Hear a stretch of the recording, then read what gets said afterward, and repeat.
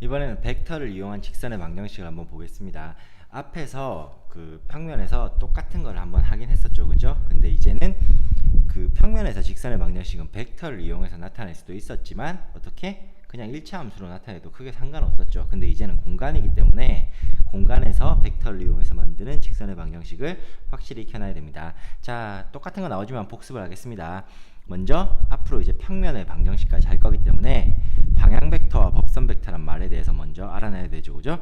방향 벡터는 직선과 평행한 벡터, 그 다음에 법선 벡터는 여기선 직선이라고만 나와 있지만 어쨌든 수직인 벡터를 법선 벡터라고 부릅니다. 자, 이때 방향 벡터와 법선 벡터는 평행하고 수직인 방향만 나타내기 때문에 크기는 상관이 없어요. 즉 앞에서도 얘기했지만 어떤 벡터 u가 방향 벡터면 얘는 방향만 중요해요. 이 방향과 벡터 u가 이렇게 생겼다.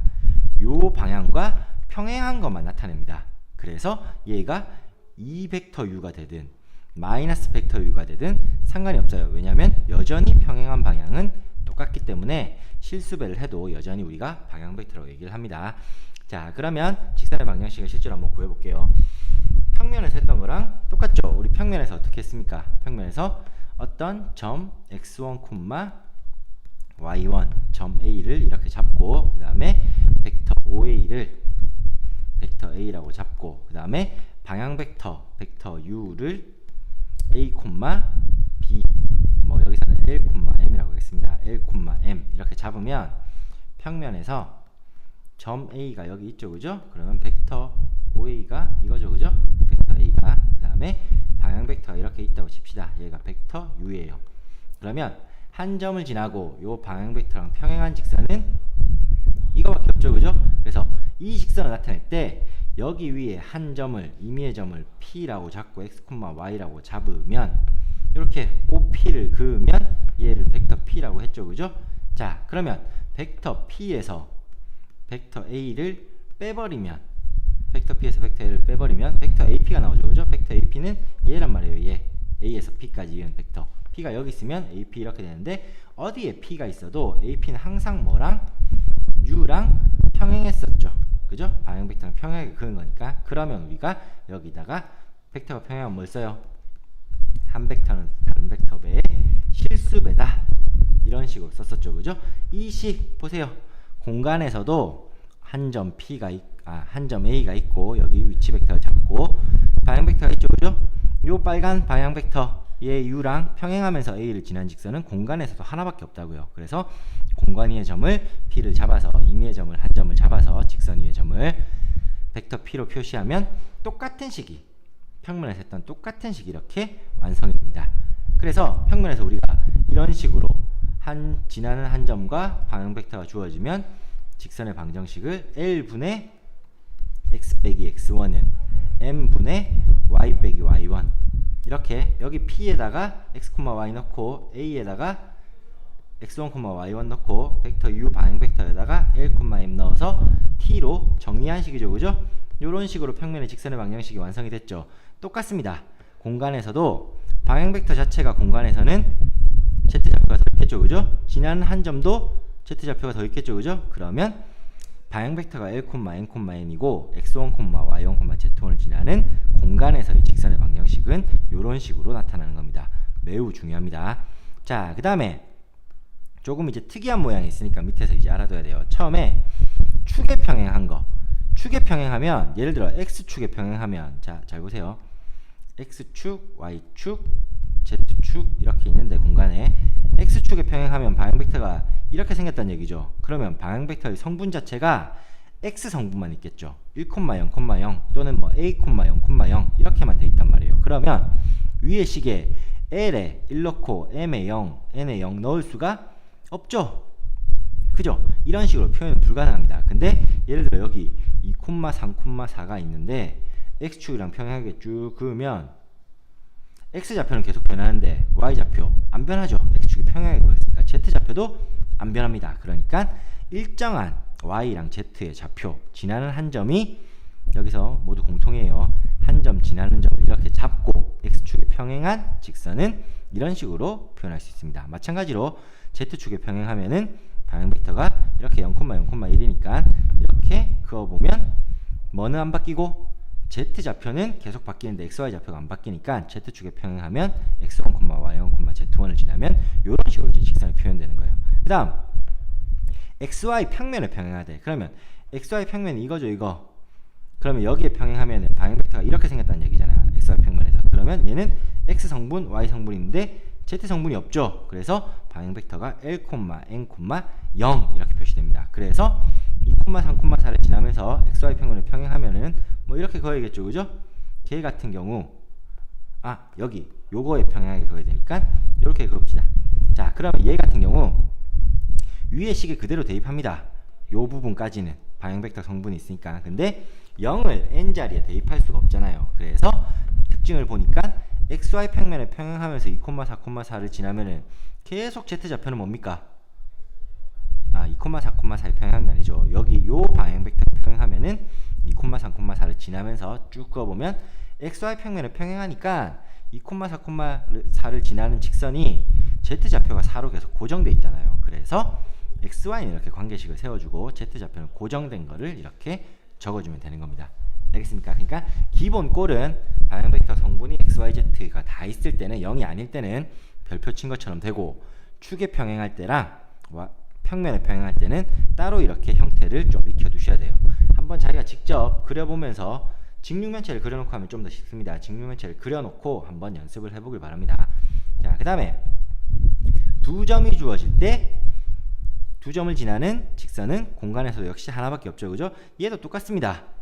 두 점을 지나면 우리가 벡터 AB나 벡터 BA를 좌표끼리 빼면은 벡터를 표현할 수 있죠. 그럼 얘가 직선하고 AB 벡터는 당연히 직선이랑 평행해야 되잖아. 그러니까 x1 빼기 x2, y1 빼기 y2, z1 빼기 z2 이런 식으로 만든 벡터가 뭐라고요? 방향 벡터라고 생각해도 된다고요. 그러니까 두 점이 주어지면 여기 위에 있던 식이랑 뭐가 달라졌습니까? 방향 벡터 자리인 분모에 두 점 좌표를 성분끼리 뺀 놈을 방향 벡터로 사용하면 됩니다. 분자에는 여기 x1, y1, z1 자리에 동시에 x2, y2, z2가 들어가도 상관이 없습니다. 같은 식입니다. 그리고 평면에서도 얘기했지만 이제 한번 복습을 해볼게요. 예를 들어서 이런 식이 있다. 이런 식이 있다. 그러면 방향 벡터가 얼마라고요? 1, 여기 1 있다고 1이 아니에요. 항상 XYZ 합의 개수가 뭐일 때? 1일 때 분모가 방향 벡터입니다. 그러니까 1이 아니죠. 여기 2죠. 그죠? 2, 여기 마이너스 y니까 마이너스 곱해서 개수를 1로 만드세요. y를. 그러면 방향 벡터 성분이 y가 마이너스 1. 마찬가지로 여기 z 합의 2니까 아래 위를 2로 나눠줍니다. 그래서 방향 벡터 성분은 이런 식으로 구하는 거예요. 되겠죠? 평면에서 한번 했던 거니까 복습하는 겸해서 확실히 알아두세요. 자, 그 다음에 우리가 평면에서는 그냥 연립방식 풀면 되는데 두 직선의 교점 같은 거 구할 때 가장 중요한 건 이겁니다. 어떤 한 직선 위의 점을 우리가 평면에서 y는 이것도 얘기했는데 3x 더하기 1이다. 그러면 이 직선 위의 점을 이런 식으로 많이 나타냈죠. 고일 때부터. 그죠? 얘가 한 문자로 xy 좌표를 다 표현한 거잖아. 그죠? 그럼 t가 변하면은 계속 이 직선 위에 있는 서로 다른 점들을 계속 표현해 주는 거죠. 그죠? 마찬가지입니다. 요 공간에서 직선의 방정식도 원래 식 3개를 t에 관해서 정리한 거죠. 그래서 이게 제일 중요해요. 요 직선 위에 어떤 점을 t라는 매개 변수 하나만으로 x좌표는 얼마? 요식 가지고 풀어보세요. x는 a1t 더하기 x1, y좌표는 요식으로 t로 표현합니다. b1t 더하기 y1, z도 c1t 더하기 z1 이런 식으로 여기서 뭐 a1, b1, x1, y1은 이제 문제에서 주어질 겁니다. 그래서 t라는 문자 하나로 직선 위의 교점을 표현할 줄 알아야 돼요. 그러면 밑에 직선이 2개 나오고 교점을 구하고 싶대. 그러면 밑에 거는 뭐 s 이렇게 둡니다. 아니면 k 이렇게 둬도 돼요. 문자가 달라야겠죠. 그죠? 왜냐면 여기 t랑 여기 s랑 같을 이유는 없으니까. 그래서 얘도 마찬가지로 똑같이 a2s 더하기 x2, b2s 더하기 y2, c2s 더하기 z2 이런 식으로 s 한 문자로 요 직선 m 위의 점을 표현할 수가 있는 거예요. 그러면 교점을 구하고 싶으면 얘랑 같아야 되고 x좌표끼리 y좌표끼리 같아야 되고 Z 좌표끼리 같아야 된다고 식을 3개 세우면 우리가 동시에 만족하는 거를 우리가 구하면 됩니다. 지금 미지수는 T와 S 2개밖에 없죠. 근데 식은 몇 개예요? 3개죠. 당연히 구할 수 있는데 구하다 보면은 동그라미 세모로 풀었던 S와 T가 네모에 대입했더니 같지 않은 경우가 있습니다. 이럴 때는 교점이 없는 거예요. 알겠습니까? 그러니까 교점이 두 직선의 공간에 생기면은 동그라미는 동그라미 X 좌표끼리 같고 세모는 세모, 네모는 네모를 만족하는 T와 S가 존재할 때 그 점이 교점이 되는 겁니다. 이제 나중에 문제를 풀 때 숫자를 넣어보면 조금 더 쉬워집니다. 자, 그 다음에 두 직선이 이루는 각 평면하고 똑같습니다. 직선의 방향 벡터가 이루는 각이 두 직선이 이루는 각과 같으므로 그냥 내적 공식 써주면 끝나요.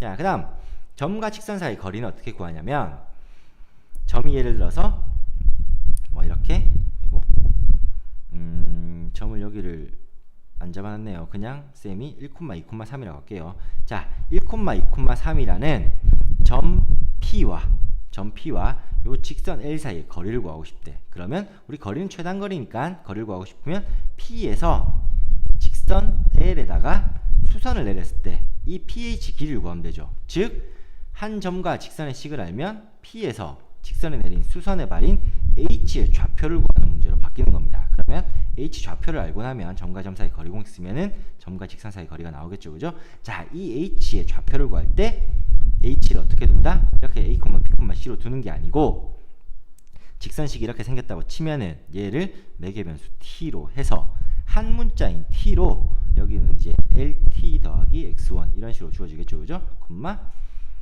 MT 더하기 Y1 콤마 NT 더하기 Z1 이런 식으로 Z에 대한 한 문자로 표현, T에 대한 한 문자로 표현이 가능하다고요. 그러면 자, 이제 수선의 발을 내린 H를 한 문자로 표현했으면 우리가 구하고 싶은 거는 T인데 T만 구하면 되잖아요. T를 어디서 구하냐면 직각이 보이죠.